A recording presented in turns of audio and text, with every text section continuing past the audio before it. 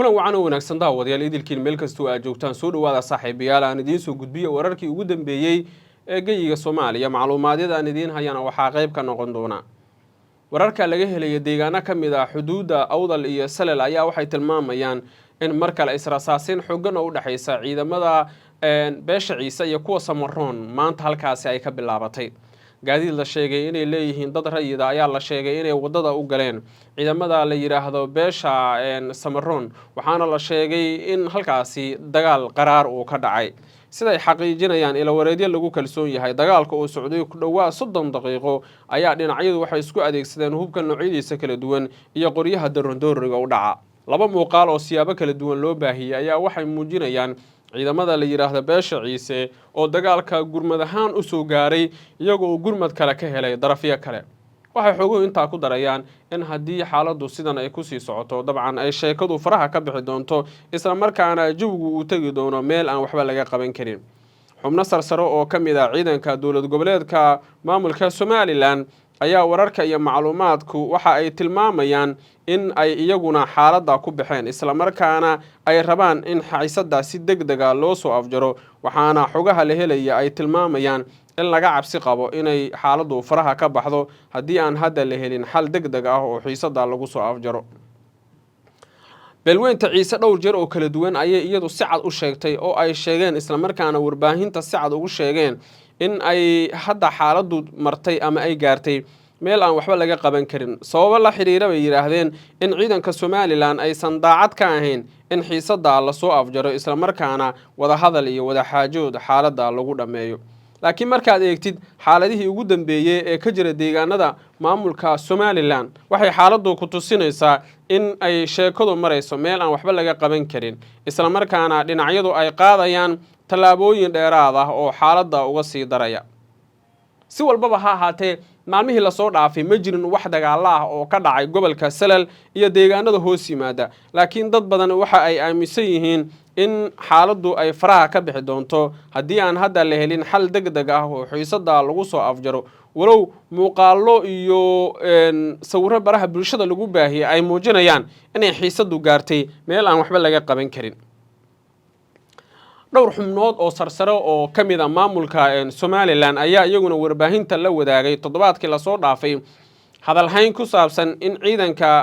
Somaliland ay dagaalka ku biireen iyagoo oo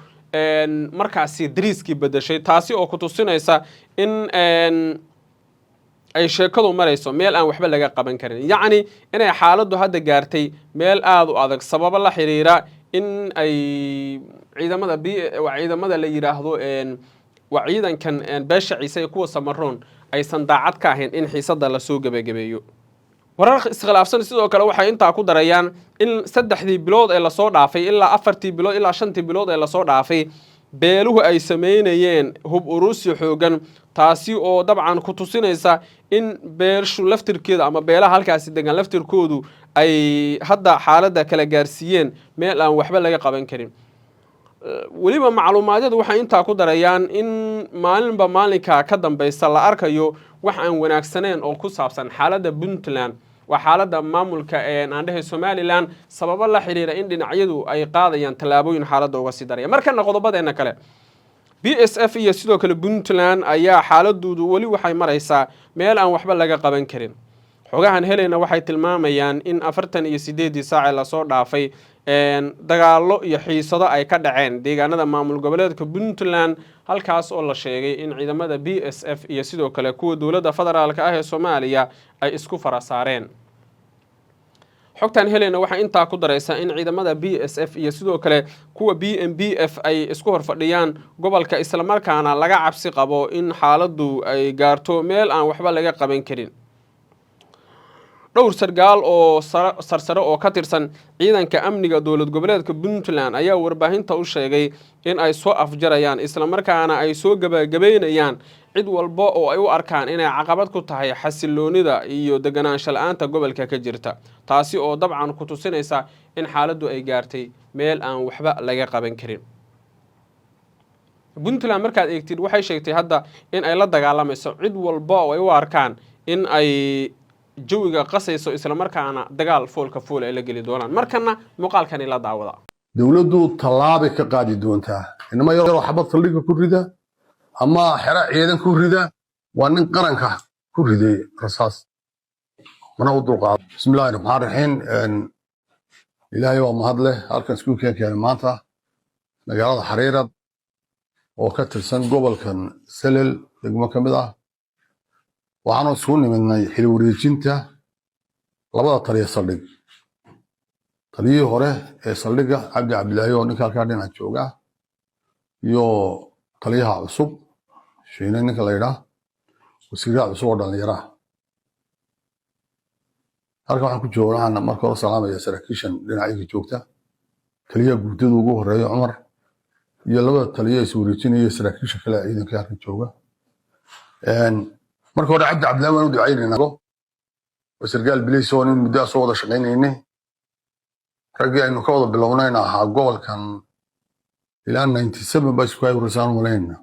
halkan gobolkan ka wada bilownay saraakiisha ka bilownu ahaa maantana waa taliyaha saldhigga halkan shiine oo ah nin dhalinyara oo dhalinyartan dambe ee mustaqbalka imka soo socda saraakiishii dambe ciidanka biliiska kusoo biirtay ahaa isna waxaan u rajaynaynaa ilaa xilkaa inuu ilaahay ku asturo waana ugu ducaynaynaa shiina waxaanan kugu dardaarayna anagu dardaaran kala kuseen mayno oo garab taaganahay waxaad nooga baahtaan diyaar baan ku nahay haddaan nahay taliskii guud ee ciidanka booliska cumar oo taliya guutada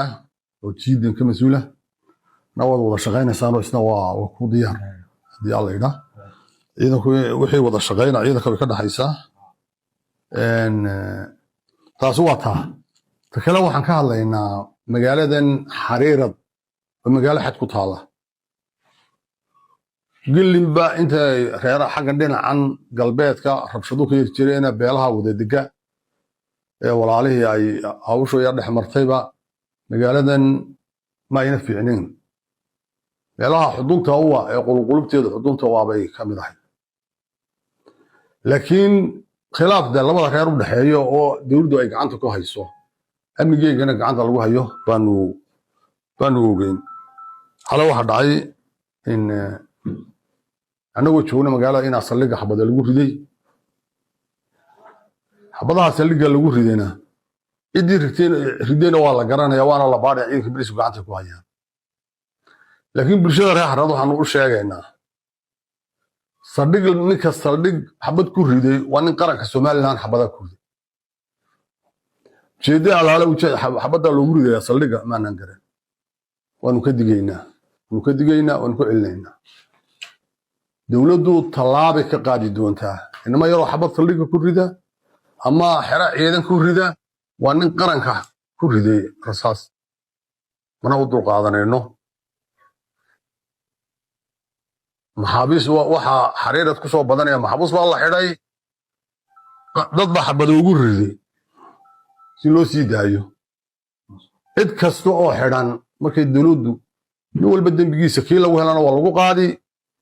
kii lagu waayana daa sida sharcigeeda waddankaba ka jirta ayuu bannaankaas ka mari doonaa ayada cadaaladdaana ku shaqale taas